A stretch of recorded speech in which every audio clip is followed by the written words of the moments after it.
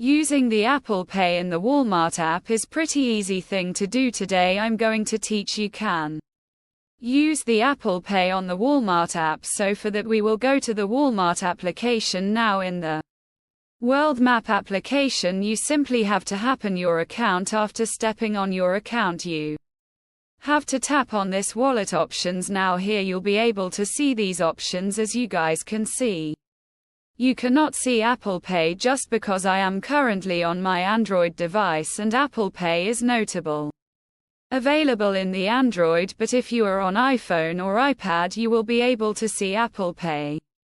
Somewhere here you just need to tap on Apple Pay and it will want you to set up your Apple Pay.